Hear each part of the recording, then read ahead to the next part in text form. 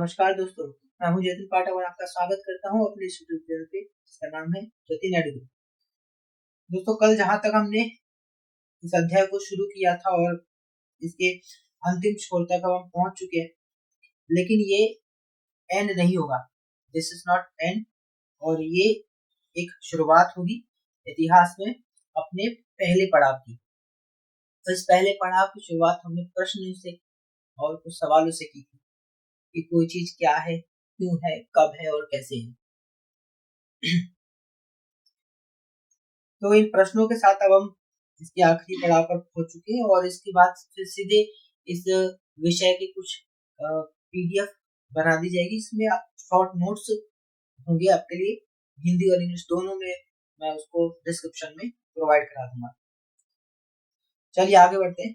अब मैं चीजों को आपके सामने पढ़ूंगा और फिर उसको जिस तरह एनसीईआरटी में कहा गया है उस तरह उसको समझने का प्रयास करेंगे। So throughout people travel from one part of the subcontinent to another.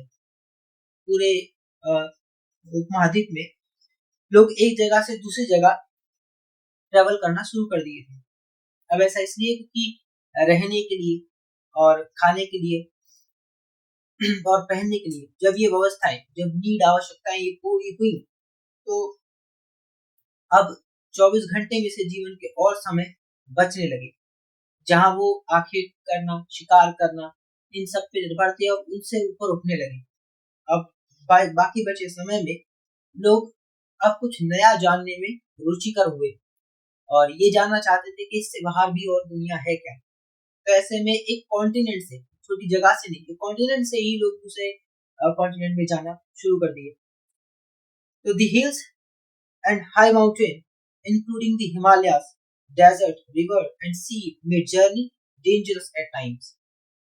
अगर हम आज भी कहीं यात्रा करते हैं, उस समय के यात्रा वृत्तांत में कोई भी यातायात के संसाधन सुलभ नहीं थे जैसे आज हैं, या सुविधाएं। लेकिन ऐसे माहौल में जब मौसम भी कई बार अपने विपरीत हो जाता है, वहां पहाड़ों में, नदियों के बीच, समुद्रों से पार एक जर्नी तय करना, ये अपने आप में डेंजरस होती है, खतरनाक होती है, बट नेवर इम्पॉसिबल। लेकिन ऐसा नहीं कह सकते कि वो इम्पॉसिबल है, कि होएगी नहीं। तो यात्रा तो हुई है, और उसी का परिणाम है कि आज हम विश्व में ये वैश्वीकरण देखते हैं। वैश्वीकरण, ग्लोबलाइजेशन जो हम देखते हैं, वो कुछ ऐसा ही है उदाहरण, कि हमारे सामने हर प्रकार के कल्चर मौजूद है, हमारा भी और विदेश का भी। और विदेशी कल्चर जो है वो ज्यादा प्रभावी है वर्तमान के भारत में। तो ऐसा इसलिए क्योंकि यहाँ से कुछ लोग वहां गए, तो वहां से कुछ लोग यहाँ आए, जिसकी वजह से जब लोग एक जगह से दूसरी जगह जाते हैं तो अपने साथ अपना कल्चर, अपनी संस्कृति, अपना पहनावा, बोलचाल ये भी लेकर जाते हैं, और उसका प्रभाव औरों पर उतना ही पड़ता है जितना उनका हम पर पड़ता है। अब कौन सा ज्यादा प्रभाव में रहेगा ये तय करता है तो ज्यादातर उपयोग में क्या वस्तु लाई जा रही है, या क्या संस्कृति ज्यादातर उपयोग में लाई जा रही है। So men and women are moved in search of livelihood, as also to escape from natural disaster like flood, drought. Sometimes men marched in armies, accompanying others. Lends beside merchants, travel with carva or ships, carrying valuable goods from place to place. लोग अपनी यात्रा को कारवा के साथ, एक group के साथ शिप में तैयार होकर निकलते थे। जैसे भारत की खोज वास्को डी गामा ने करी, तो वो एक कार्रवाई तो लेके निकला। उसने ये भारत को मैप में देखा और उसे लगा कि ये पश्चिम दिशा में, मतलब उनके हिसाब से पड़ेगा, तो वो निकल पड़े, यानी पूर्व दिशा में निकल पड़े, और भारत की खोज इस तरह हमने देखी। And a religious teacher walked from village to village, town to town, stopping to offer instruction and advice on the way. Finally, some people perhaps traveled driven by a spirit of adventure.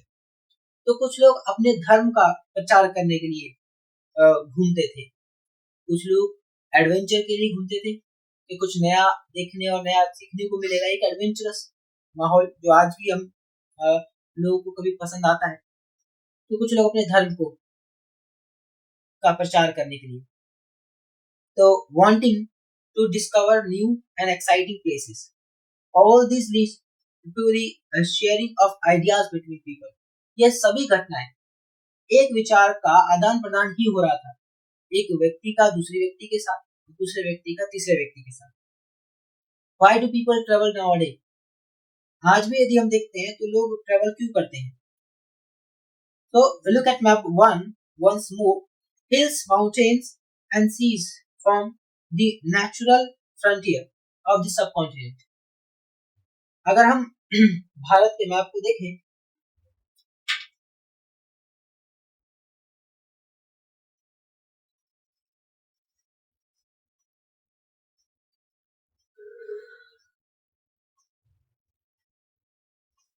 तो भारत के map को देखने से पता चलता है कि ये कई दिशाओं से, कई पहाड़ियों से, है ना, घिरा हुआ है, तो कहीं नदियों से घिरा हुआ है। तो इस तरीके से ये इसकी नेचुरल बाउंड्रीज बन जाती है, जैसे हर देश की एक सीमा होती है, तो इस तरह भारत की एक बाउंड्री, ये नेचुरल बाउंड्री बन जाती है इस सब कॉन्टिनेंट की। तो पहाड़ हो गए, घाटियां हो गई, और ये नेचुरल फ्रंटियर बाउंड्रीज बन जाती है। और उस वक्त इनको पार कर पाना ये अपने आप में एक खतरनाक कार्य था। आज तो सुविधा और ऐसे संसाधन हमारे पास मौजूद है जिनका उपयोग करके हम इन बैरियर्स को पार कर सकते हैं, फ्रंटियर को पार कर सकते हैं, लेकिन उस वक्त ये महज साधारण काम नहीं था। तो while it was difficult to cross this frontier, those who wanted could and did scale the mountain and cross the sea। फिर भी उसके बाद जो लोग जाते थे, and people from across to the frontier also come into the subcontinent and settle here। जैसा कि यहाँ से लोग जाते थे तो बाहर से भी कई लोग इस उम्मीद में कि वह भारत में घूमेंगे, तो वो उस तरह यहाँ पे जानकारी के लिए आते थे। And these movement of people enrich our cultural traditions। और ये जो मूवमेंट था, एक कल्चरल ट्रेडिशन यानी कि जो संस्कृति है उसका भी आदान प्रदान होने वाला है। And people have shared new ways of carving stone, composing music and even cooking food or several hundred of years।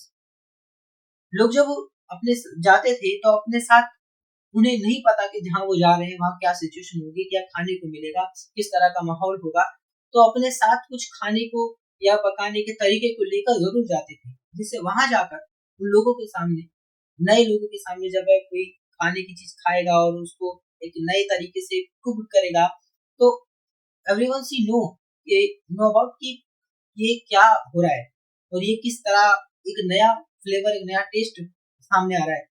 तो इस तरीके से खाने की वैरायटी हमें देखने को मिलती है, क्योंकि हर देश की हमारे पास, भारत में भी विदेश की कुछ खाने की वैरायटी मौजूद है, तो देश की कुछ खाने की वैरायटी विदेशों में भी लोग पसंद करते हैं। यही वैश्वीकरण का एक उदाहरण भी है। Names of the land, so two of the word we often use for our country are India and Bharat. अब जब कभी भी किसी जगह की बात ही कर ही रहे ट्रैवलिंग की, तो हम देखेंगे नई नई जगहों पे जाते हैं तो उनके नाम भी होते हैं, निश्चित नाम होते हैं, और नाम एक पहचान होती है किसी की। तो अगर किसी का नाम नहीं है तो उसको उसकी पहचान नहीं मिली है, तो नाम पहली पहचान होती है। तो भारत, इस धरती को, इस भूमि को भारत के नाम से भी जाना जाता है, इंडिया के नाम से भी जाना जाता है, और हिंदुस्तान, मतलब ये एक दूसरे के ही पूरक है। And the word India comes from the Indus। अब यदि हम भारत शब्द या इंडिया शब्द की बात करें ना, तो ये कहाँ से आया है? यहाँ पे जो नदी फ्लो करती है जिसे हम कहते हैं इंडस वैली, और वहीं पे इंडस वैली सिविलाइजेशन भी बनी है, और आर्यंस भी यहीं से आए हैं, इन्वेट करे हैं भारत में। तो आर्य आए थे और फिर आर्य सभ्यता, और उसके बाद वैदिक युग, वैदिक कल्चर हमें देखने को मिलता है। इसमें इसमें 4 वेद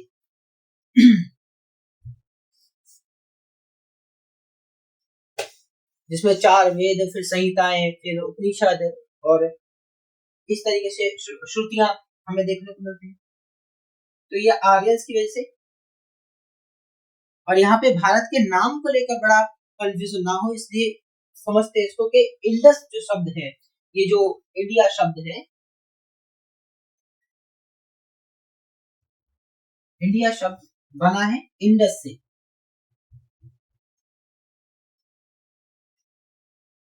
उस तरफ तो इंडस से ही बना इंडिया। यहाँ पे जो सिंधु नदी थी इसको वो प्रोनाउंस करते थे हिंदू नदी, तो इससे यहाँ पे हिंदुस्तान शब्द भी निकल के आता है। इंडस कॉल्ड सिंधु इन संस्कृत, इंडस जो भी इंडस वैली है उसी को संस्कृत में सिंधु के नाम से जाना जाता है। And find Iran and Greece in your atlas. The Iranians and Greeks who came through the northwest about 100 year ago and were familiar with the Indus called it the Hindus or the Indos। तो जब Iranians और Greece जब वो इस भारत में आते, Iranians जब आते हैं, ठीक है, वो नॉर्थ वेस्ट से करीब 2500 ईयर्स अगो, 2500 साल वर्ष पहले जब भारत की तरफ रुख करते हैं तो वो इसकी इस नदी को, इंडस को, जो कि संस्कृत में सिंधु है, इसका हिंदी अनुवाद हम सिंधु लेते हैं और अंग्रेजी अनुवाद इंडस लेते हैं, तो इसको वो हिंदू या इंदोस कहकर पुकारते थे। इसी को वो प्रोनाउंस करते थे हिंदू या इंदोस, इंदोस और इंदोस। And the island of the east of the river was called India. तो जिस तरह कैसे ये हिंदू का इंदोस हुआ है, सिंधु का हिंदू हुआ है और इंदोस पड़ा है नाम, तो वहां से ये इंडिया शब्द निकल के आता है। एंड द नेम भारत, भारता was used for a group of people who lived in the northwest and who are mentioned in the Rig Veda। इसको तो ऋग्वेद में भी मेंशन किया है। And the earliest composition in Sanskrit dated to about 3500 years ago, करीब करीब इसकी तारीख मानी जाती है 3500 वर्ष पूर्व। Later it was used for the country। Bharat जो कि भरत के नाम पर पड़ा, यहाँ पे एक प्रसिद्ध शासक, प्राचीन प्रसिद्ध शासक भरत के नाम पे ये इस धरातल का नाम, इस धरती का, इस स्थल का नाम पड़ जाता है भारत। तो इस तरीके से भारत, इंडिया, ये नाम कैसे पड़ा ये हमने जाना। तो find out about the past, हम अब पास्ट के बारे में कुछ जान लेते हैं। There are several ways of finding out about the past. One is to search for and read books that were writing long ago। These are called manuscript। यानी इसको हम हाथ से लिखे जाने, एक कार्ड पत्र होता था, पेड़ की छाल होती थी जिस पर खर्च कर चीजों को लिख दिया जाता था, कार्ड पत्र पर इसको लिख दिया जाता था, तो इसको मैन्युस्क्रिप्ट बोलते हैं। यानी कि पांडुलिपि, हाथ, पांडु मीन्स हाथ, तो हाथों से लिखी गई लिपि को ही मैन्युस्क्रिप्ट बोलते हैं। Because they were written by hand, again they were written by hand, this comes from the Latin word manu meaning hand। तो यहाँ पे जो manuscript शब्द है,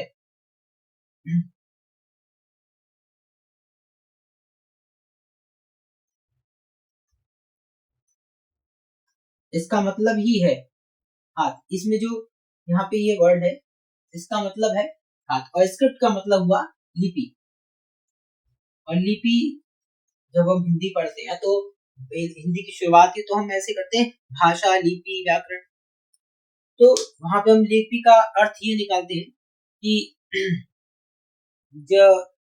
जिस माध्यम से हम बात कहते हैं, जो हम बोलते हैं, उसको जिस प्रकार से हम लिखते हैं, ध्वनि को जिस प्रकार से हम लिखते हैं, उस लिखे हुए प्रकार को ही हम लिपि बोलते हैं। जैसे हिंदी हमारी जो जो हम लिखते हैं वो उसकी जो लिपि होगी वो देवनागरी लिपि होगी, और इंग्लिश जो हम लिखते हैं उसकी जो लिपि होगी वो रोमन लिपि होगी।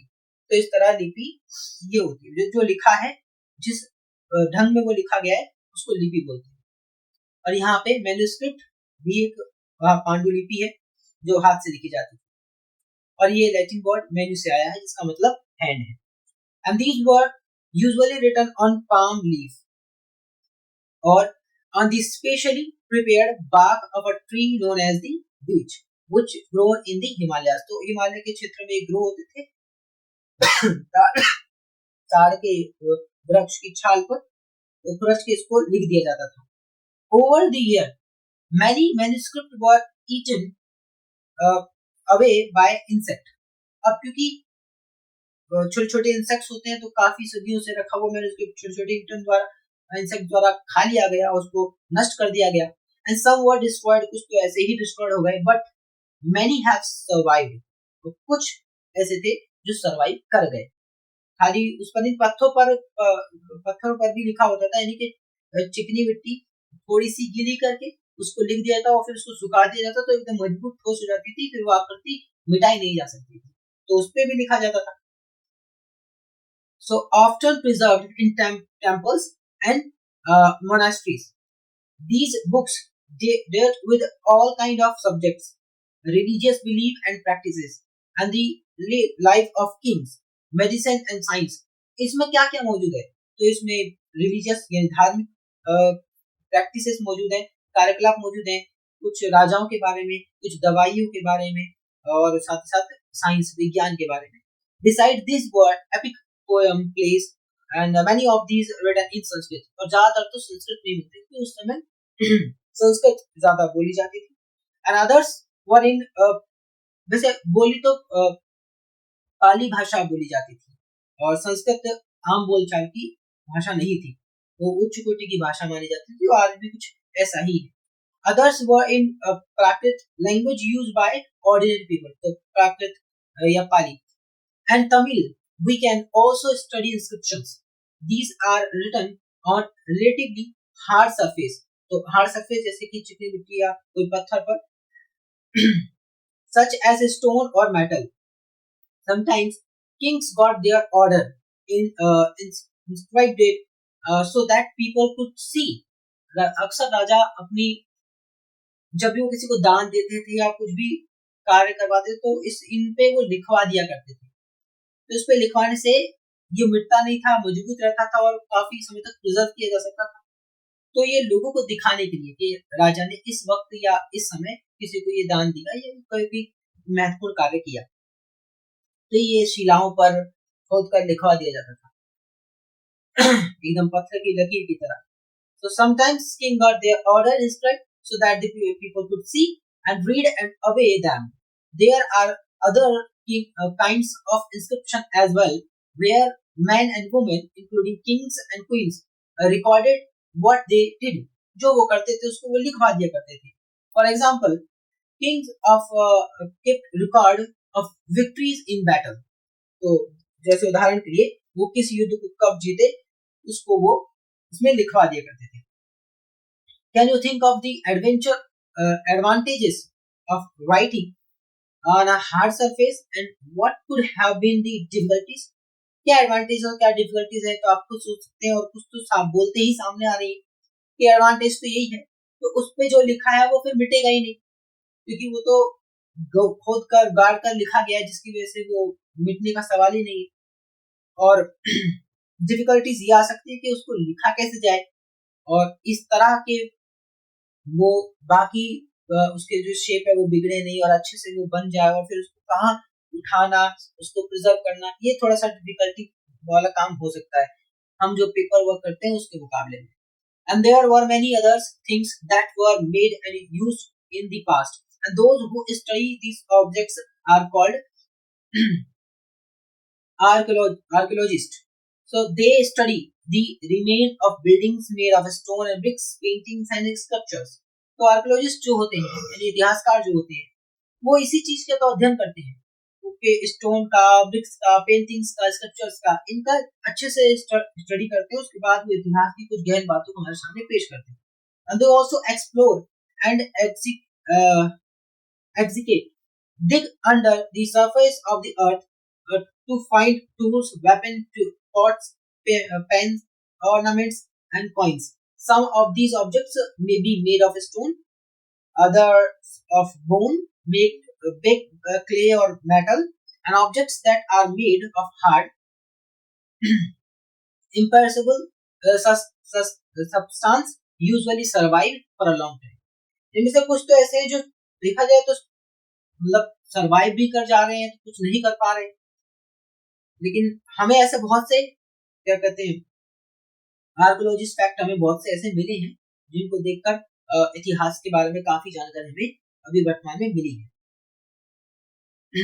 So archaeologists also look for bones of animals, birds and fish to find out what people ate in the past. Plant remains survive for far more rarely. If seeds of grain or piece of wood have been burned, they survive in a charred form. यानी कि वो एक कोयले की बनने की प्रक्रिया में पहुंचने से पहले पहले की फॉर्म में वो हमें प्राप्त हो जाते हैं अगर वो जले हैं तो. So do you think cloth is found frequently by archaeologists? क्या कपड़े मिल जाते होंगे? तो नहीं, वो बहुत रेयर होता होगा कि वस्त्र भी मिल जाए, लेकिन वो जो एनिमल्स के, बर्ड्स के, फिश के जो फॉसिल मिलते थे उनसे काफी जानकारी मिल जाती है इतिहास के बारे में. हिस्टोरियंस, इतिहासकार, that is scholar who study the past, ये वो विशेषज्ञ होते हैं जो पास्ट के बारे में अच्छे से स्टडी करते हैं. Often use the word source to refer to the information found from manuscript, inscriptions, and archaeology. Once source are found, learning about the past become an adventurous. एक बार सोर्स पता चल जाए तो उसके बाद जो उसके अध्ययन होता है वो अपने आप में एक एडवेंचरस होता है. आपने अगर हिस्ट्री से रिलेटेड कुछ मूवीज देखी हो या कोई कुछ ऐसा कंटेंट देखा हो तो यू शुड नो कि जब वो स्टार्ट होता है और फिर वो जो हिलेरियस पूरी स्टोरी स्टार्ट होती है वो अपने आप में एक एडवेंचर और एक क्यूरियोसिटी से भरी होती है कि अब इस चीज को खोजा जा रहा है, फिर उसमें और जांच पड़ताल की जाए तो कुछ नई बात सामने निकल के तो इंटरेस्टिंग हो जाता है सब. तो ये काम इतिहासकार करते हैं. As we reconstruct it bit by bit, धीरे धीरे धीरे उसको रिकंस्ट्रक्ट भी करने का प्रयास करते हैं. So historians and archaeologists are like detectives, ये बिल्कुल डिटेक्टिव की तरह है जो इतिहास में सबूतों को ढूंढते हैं, उसमें हुई घटना को उस सबूतों से कनेक्ट करते हैं. And who use all these sources like clues to find out about her past, और इन सब को एक क्लू के तौर पे, एक साधन के तौर पे उपयोग करते हैं ताकि बीते पास्ट में क्या हुआ था उसका कुछ फैक्ट्स पता चल सके. एक्चुअल में क्या हुआ था ये कभी नहीं पता लग सकता. एक्चुअल यानी 100% पोजीशन उस वक्त क्या थी वो नहीं पता लग सकती, लेकिन कुछ अनुभव हम साझा करके, कुछ सोर्स के द्वारा हमारे विचारों को आदान प्रदान करके और एक मजबूत विचार पर, जो थॉट पर पहुंचने के बाद हम तय कर पाते हैं कि वक्त में बीते समय में ये घटना इस तरह घटी होगी. So, did you notice the title of this book, Our Past? बिल्कुल, we have used the word past in plural. Past नहीं, past in plural to draw attention to the fact that the past was different for different groups of people. हर व्यक्ति का अपना अलग अलग इतिहास होता है, ये कोई एक इतिहास नहीं. हर किसी कहानी का एक नई आलोक, एक नया मोड़ होता है और एक नया इतिहास. For example, the lives of herders or farmers were different from those of kings and queens. तो जो किसान है वो जब रह रहे हैं तो उनकी लाइफ अलग होगी, उनका इतिहास अलग होगा, जो राजा और रानियों का इतिहास अलग होगा. The lives of merchants were different from those of craft person, और साथ ही साथ जो व्यापारी है उनका भी, and so on. और इस तरह आगे सबका इतिहास अपना अपना है. Also, as is true even today, और ये आज भी उतना ही सत्य है. People follow different practices and customs in different parts of the country. For example, today most people living in the Andaman Island get their own food by fishing, hunting, and collecting forest products. आज भी वो मछली को पकड़ना, जानवरों का शिकार करना और जो जंगलों से मिलने वाला जो प्रोडक्ट है उसको इकट्ठा करना ये करते हैं। By contrast, most people living in cities depend on other for supply of goods। और आज बहुत से इसका एकदम उल्टा है कि हम जो भी हमें सप्लाई होता है फूड हम उस पर डिपेंड है, तैयार होकर आता है, मार्केट से लेकर आते हैं। So difference such as these existed in the past as well। और डिफरेंट देखोगे पास्ट में सेम ही जैसे वर्तमान में दिखता है ऐसे ही उस समय का डिफरेंस था, एक जैसा नहीं था। Besides, there is another kind of difference।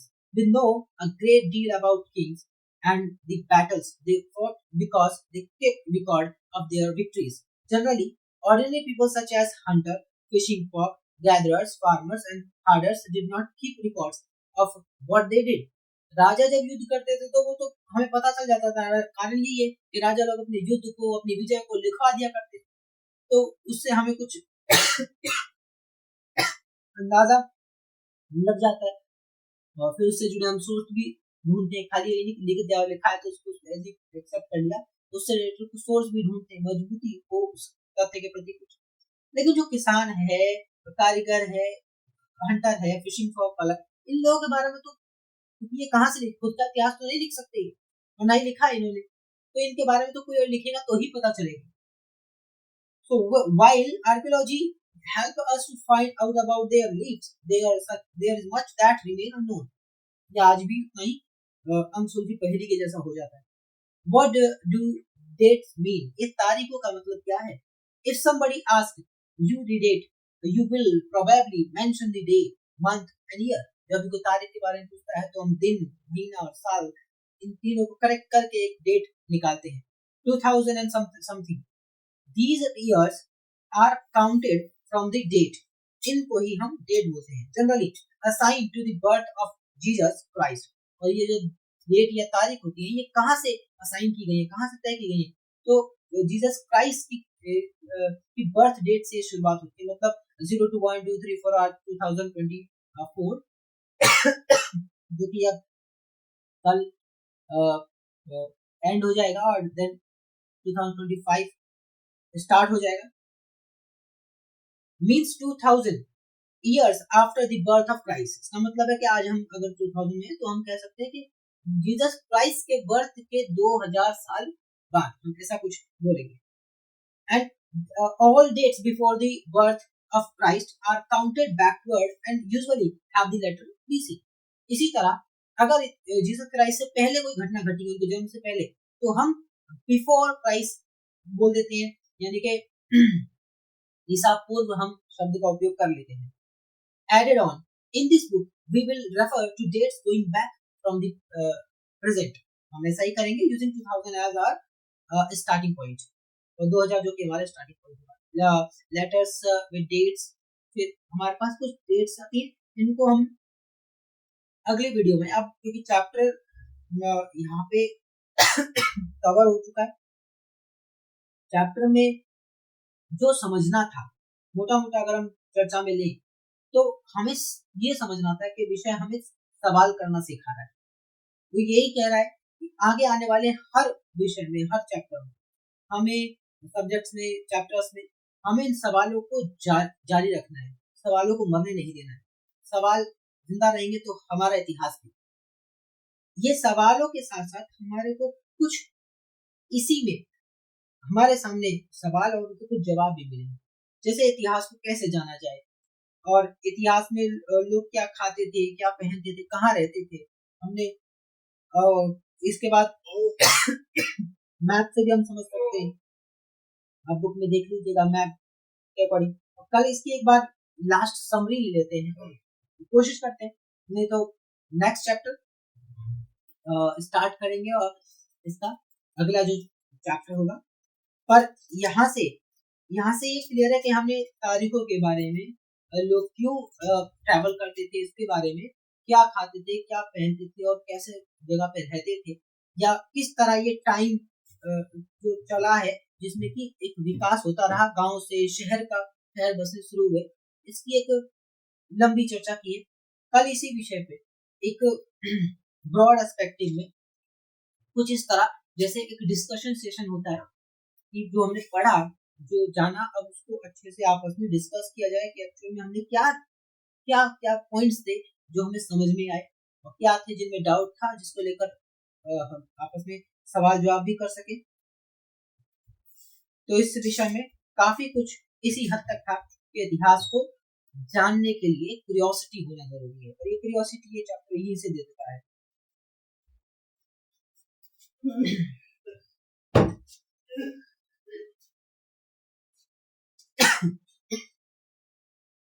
इसके पीडीएफ नोट्स हिंदी और इंग्लिश में इस नेक्स्ट सेशन की वीडियो में प्रोवाइड करा दूंगा डिस्क्रिप्शन में, जिसके बाद आप उसको देख सकते हैं और समझ सकते हैं। और विद नोट्स बोर्ड पे 1-to-1 एक्सप्लेनेशन के साथ इस चैप्टर को एक लास्ट एक बार ओवरव्यू देकर इसको हम यहाँ पे विराम देकर के फिर अगले विषय पे बढ़ेंगे, ताकि यहाँ से कॉन्सेप्ट हमारे क्लियर हो, ताकि जब हम अगले चैप्टर में बढ़े तो उसमें अगर कोई यहाँ का कॉन्सेप्ट उठता है तो हम समझ पाए कि हाँ ये हमने समझा है, ये जाना है, तारीखों के बारे में जाना है, हमने लोग क्यों एक जगह से दूसरी जगह घूमते थे, ट्रैवल करते थे, इसके बारे में जाना है। मैन्युस्क्रिप्ट क्या होती है, क्यों लिखाई जाती है, हमें सिर्फ राजा का इतिहास भी पता चलता है, आम जन का इतिहास क्यों नहीं पता चलता, बिकॉज वो कहाँ से लिखेंगे, या उनके लिए अगर कोई लिखेगा भी तो क्यों ही लिखेगा। राजा के लिए कोई लिखता है तो उसको राजा की बढ़ाई लिख रहा है, वो तो राजा से उसको उतना इनाम भी मिल रहा है, तो लिखने का उसका बेनिफिट भी है, बड़े काम जन के बारे में क्यों ही लिखेगा। और अगर कहीं मिलता भी है तो उसका उस इतिहासकार का उसमें कोई लाभ भी होगा तो वो लिखा जा रहा है, यानी कि रियल सच्चाई हमें कहीं ना कहीं मिसिंग होती है उनके बारे में। उसके बाद एक इतिहासकार क्या होते हैं, एक इतिहासकार का कार्य क्या होता है, ये हमें पता चले, तारीखें कैसे तय हो सकती है, और किस तरह भारत जो कि प्रायद्वीपीय भारत है, यानी कि सब कॉन्टिनेंट एक देश है, वहां पे किस तरह हमारे पास नेचुरल बैरियर्स मौजूद है, जिसमें कि यहाँ से बाहर भी गए वो लोग अपनी संस्कृति लेकर, तो बाहर से इस भारत देश में भी अपनी संस्कृति लेकर आए। उसका प्रभाव इतना कि वर्तमान में आप देख ही सकते हैं, वैश्वीकरण का सबसे ज्यादा जो जोर है वो विदेशी कल्चर का ही यहाँ पे मौजूद है। भारतीय संस्कृति का हमारे पास अभी क्या ही बचा होगा, पर है ऐसा कहना कि कुछ नहीं बचा, ये अतिशयोक्ति हो जाएगी। लेकिन भारत का वो एसेंस, वो भारत का वो कल्चर अभी भी उतना मौजूद है, लेकिन ज्यादातर उसका उस पर प्रभाव आज वर्तमान में विदेश का हो चुका, और उल्टा हो रहा है, विदेशों में भारत का प्रभाव बढ़ता जा रहा है और भारत में विदेश का प्रभाव बढ़ता जा रहा है। हमारा पहनावा उड़ावा जो कि पहले भारतीय था, जो धोती कुर्ता कुछ इस प्रकार के वस्त्रों का परिधान था, लेकिन वर्तमान में जींस शर्ट ये प्रभावित है विदेशी कल्चर से, जो अब इसी तरह बना रहेगा। ये उदाहरण है वैश्वीकरण का। इतिहास में यदि ऐसा हुआ है तो आज वर्तमान में उसका असर दिख रहा है।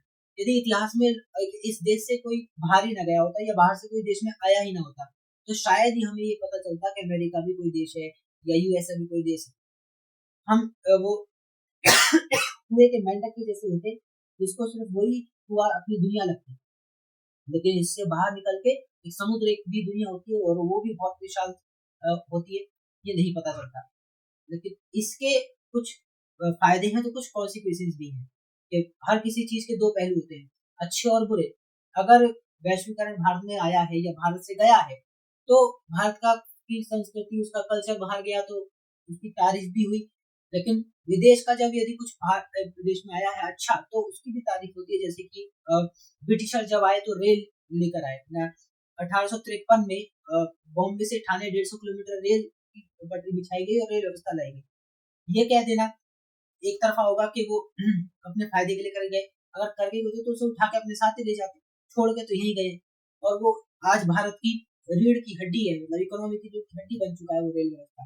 रेल व्यवस्था एक दिन के लिए भी बंद हो जाए तो इकोनॉमी एकदम से क्रैश करने लगेगी, क्योंकि कितना ज्यादा इकोनॉमी को होल्ड करती है रेल, वो हमें आज समझ सकते हैं। इस चीज वर्तमान में नॉन स्टॉप है, और कई लोगों को एक जगह से दूसरी जगह लेकर जाती है, और सिर्फ लोगों के लिए ही नहीं, तो कई सामान के लिए कोयला इससे जाता है, हम ऐसा देखते हैं। तो लाई गई एक व्यवस्था थी जो अंग्रेज लेकर आए थे 1853 में। और आज रेल ने पूरे भारत की इकोनॉमी को होल्ड किया हुआ है, ज्यादा इकोनॉमी को होल्ड किया हुआ है। तो देख लीजिए इसी प्रकार से जब कोई आता है तो कुछ चीज इन्वेंशन आती है, क्योंकि औद्योगिक क्रांति हुई थी लेकिन भारत में उसका भी असर और बाकी देशों में भी उसका असर देखने को मिला। तो हम उस औद्योगिक क्रांति के चलते कितनी चीजों से जुड़ चुके हैं, कनेक्ट हो चुके हैं, और उद्योगों के चलते हमारे पास बहुत सारे संसाधन आज उपलब्ध है। तो ये वैश्वीकरण है, और इसी को हमने इस विषय में आज जाना है, समझा है कि लोग पीपल व्हाई शुड ट्रैवल। इसको यहीं पे विराम देते हुए अगली वीडियो में इसके इसकी समराइज मैनर में कि फाइनली क्या कंक्लूजन निकला, हमने इन 3 वीडियो में जो कवर किया उसको फाइनली अच्छे से समझे कि आखिरकार क्या विषय पे हम महारत हासिल कर पाए, हम क्या क्या इसमें जाना हमने, और उसके बाद हम फिर अगले पड़ाव की तरफ बढ़ेंगे।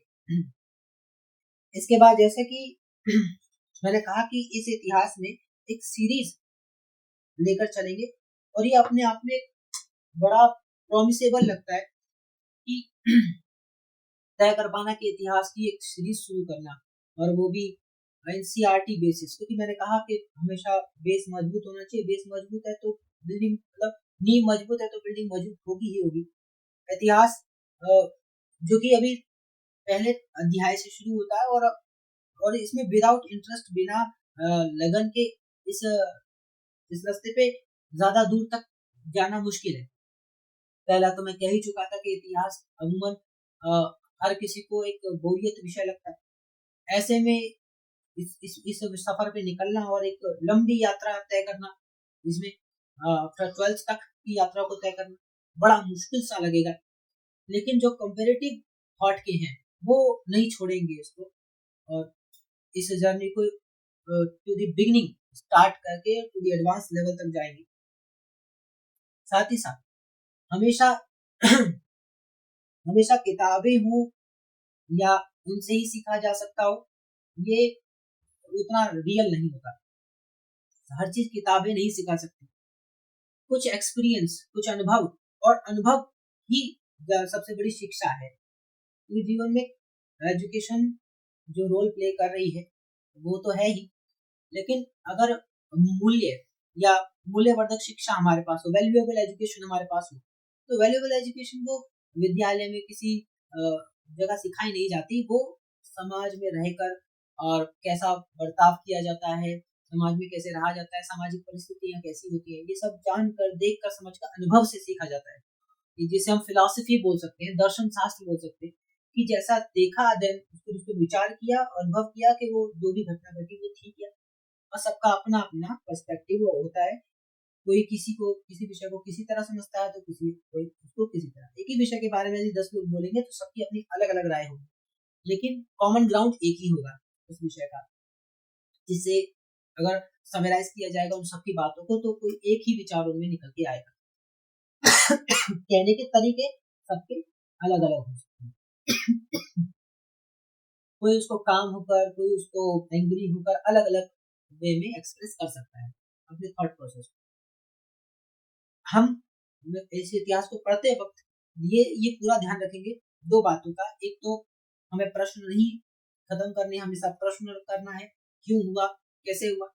और दूसरा, जो भी हम पढ़ रहे हैं, जो भी घटना घटित हो रही है, उसको हम अपने दिमाग में एनालाइज करें, उसको क्रिएटिव थिंकिंग और तार्किकता के साथ लेकर आगे बढ़े, ताकि चीजों को सही वे में एनालाइज कर पाए, उनको उनके मूल स्वरूप में उसको समझ पाए।